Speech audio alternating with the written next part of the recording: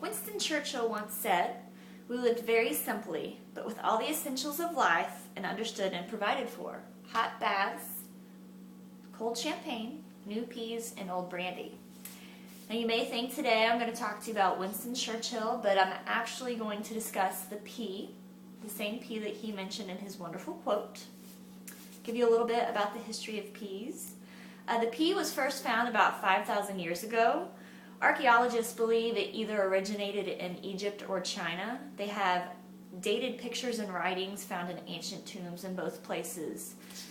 The Chinese actually believe their Emperor Shu Nung first found the pea about 5,000 years ago, and they actually refer to him as the father of agriculture because he was the first one to discover it.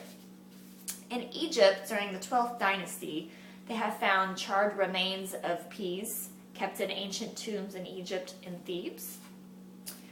Peas weren't eaten fresh until the 17th century. Before then, they were dried and kept in cases of famine. They would actually ship bushels of peas from colonies to colonies for people who were having to ration out their food.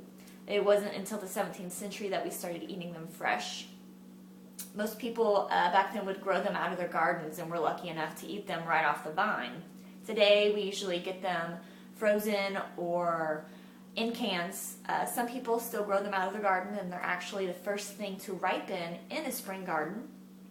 And today we consider peas basically a staple in food that we eat. You know, for dinner, for lunch, we put them in salads. Back then, they weren't so much a staple. They weren't a very common food. They were still hard to come by, and they considered them a very precious thing. Frozen peas tend to be a lot more greener than canned peas. Canned peas have a lot of harsh preservatives in them, and so they're not fresh, so they tend to be a lot more dull in color. Right here, we have some frozen peas, which are still frozen, but you know, you get the idea of how bright they are, and they look very green, almost as green as if you had just pulled them off a vine. Now there are two categories of peas. There's two basic categories. You have the dwarf pea and the climbing pea.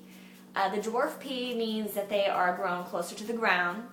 The climbing pea means they're like a vine, so you have to maintain them a lot more because they are grown along fences. They get kind of out of control.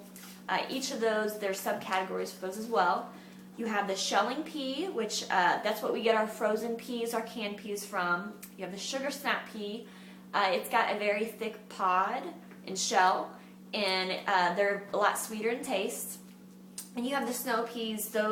We use those in stir fry a lot. It's got a very flat shell, smaller pods. Black-eyed peas. This is a little interesting fun fact. Actually not a pea. They are actually a bean, just like the chickpea. They're small, resemble a pea, but actually a bean. Now I will end today's information about peas with a lovely quote from Emily Dickinson. "How luscious lies the pea within the pod." Thank you.